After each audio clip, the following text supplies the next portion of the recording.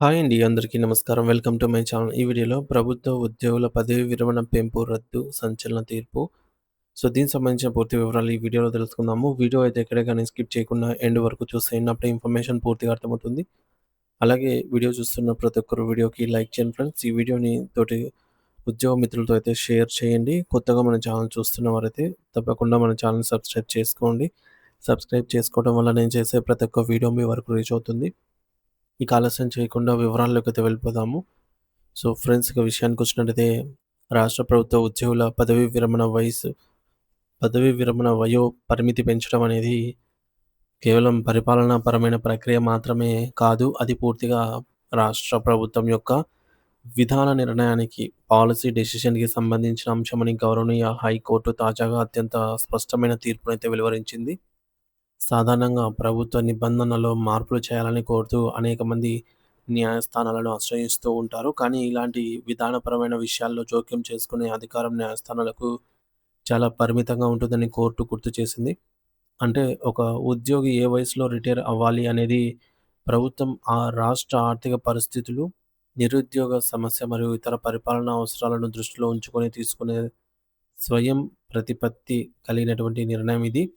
ఇలాంటి విషయాల్లో ఇందులో కోర్టులు జోక్యం చేసుకొని వయసు పెంచండి అని ప్రభుత్వానికి ఆదేశాలు జారీ చేసే అవకాశమే లేదని చెప్పి హైకోర్టు ఇటీవల తన తీర్పులో నొక్కి చెప్పింది. ఈ యొక్క వివాదానికి ప్రధాన కారణం ఏమిటంటే, విశ్వవిద్యాలయాల్లో పనిచేసే అధ్యాపకులు తమ బాధ్యతల విషయంలో సమానత్వాన్ని కోరటం. తాము కూడా ఇతర యూనివర్సిటీల అధ్యాపకుల వలె ఒకే రకమైన బోధనా బాధ్యతలు నిర్వర్తిస్తున్నామని చెప్పి, కాబట్టి వారితో సమానంగా తమకు కూడా రిటైర్మెంట్ వయసును పెంచాలని వారు వాదించారు.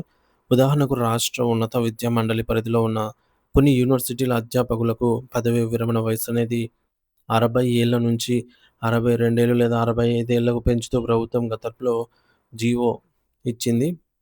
అయితే ఇదే ప్రయోజనాన్ని వ్యవసాయ, వెటర్నరీ మరియు హార్టికల్చర్ విశ్వవిద్యాలయాల అధ్యాపకులకు ప్రభుత్వం వర్తింపచేయలేదు. దీంతో ఆ 3 విభాగాలకు చెందినటువంటి అధ్యాపకులు తమకు ఆ వయస్సు పెంపు వర్తించాలని కోరుతూ కోర్టు మెట్లయితే ఎక్కారనమాట. పిటిషన్ అయితే వేశారు. కానీ ఆ అభ్యర్థుల వాదనను త్రోసిపుచ్చినటువంటి హైకోర్టు ఇతర విభాగాలతో పోల్చుకొని ఎక్కువ హక్కుగా వయసును పెంపును కోరే అధికారం వీరికి లేదు అని తేల్చి చెప్పింది.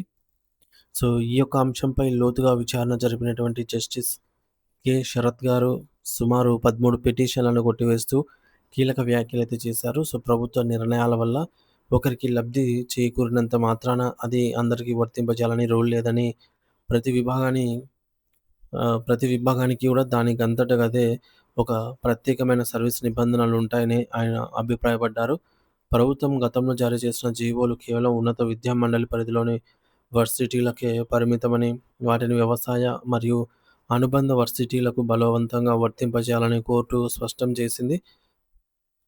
బలవంతంగా వర్తింపచేయలేమని చెప్పేసి కోర్టు స్పష్టం చేసిందనమాట. మరి ఈ తీర్పు ద్వారా స్పష్టమవుతున్నటువంటి విషయం ఏమిటంటే, ప్రభుత్వ ఉద్యోగుల పదవీ విరమణ వయస్సు పెంపనేది పూర్తిగా ప్రభుత్వ దయాదాక్షిణ్యాలపైన లేదా వ్యూహాత్మక నిర్ణయాలపైన మాత్రమే ఆధారపడి ఉంటుంది తప్ప, అది ఉద్యోగుల ప్రాథమిక హక్కు ఏమీ కాదు అనైతే తేలుతోంది.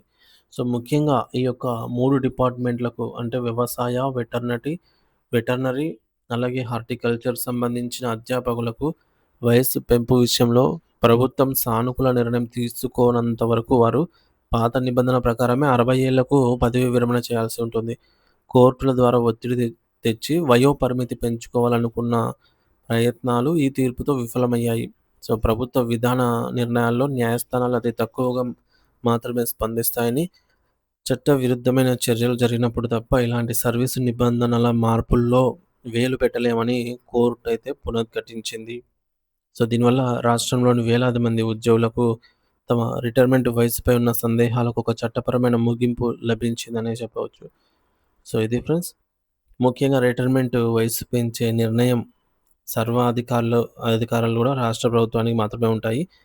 బోధనా బాధ్యతలు ఒకేలా ఉన్నాయి. వేరువేరుగా ఉన్నా సరే యూనివర్సిటీలకు వేరువేరు నిబంధనలు వేరువేరుగా ఉండవచ్చు. ఈ విధంగా విధాన నిర్ణయాల్లో న్యాయస్థానాల జోక్యం అత్యంత పరిమితమని హైకోర్టు స్పష్టం చేసింది. ఉన్నత విద్యా మండలి పరిధిలోని వర్సిటీల జీవోలు వ్యవసాయ, వెటర్నరీ వర్సిటీలకు ఆటోమేటిక్‌గా అయితే వర్తించవు. Justice K. శరత్ తీర్పుతో ఈ యొక్క 13 పిటిషన్‌లు కొట్టివేయబడ్డాయి. దీనివల్ల వయసు పెంపు ఆశలు అట్టడుగంటాయని చెప్పవచ్చు. మొత్తానికి రిటైర్మెంట్ వయస్సును 60-65 ఏళ్లకు పెంచాలని కోరుతూ వ్యవసాయ, వెటర్నరీ, హార్టికల్చర్ వర్సిటీల అధ్యాపకులు దాఖలు చేసినటువంటి పిటిషన్‌లను హైకోర్టు కొట్టివేసింది. వయసు పెంపు అనేది పూర్తి నిర్ణయం, ప్రభుత్వం నిర్ణయం అని, దీనిపై కోర్టు ఆదేశాలు ఇవ్వలేవని చెప్పేసి జస్టిస్ కె. శరత్ గారు తీర్పునిచ్చారు. సో, దీనివల్ల ప్రభుత్వం ప్రత్యేకంగా ఉత్తర్వులు ఇస్తే తప్ప అందరికీ వయసు పెంపు అనేది వర్తించదని చెప్పేసి మనకు స్పష్టమవుతోంది.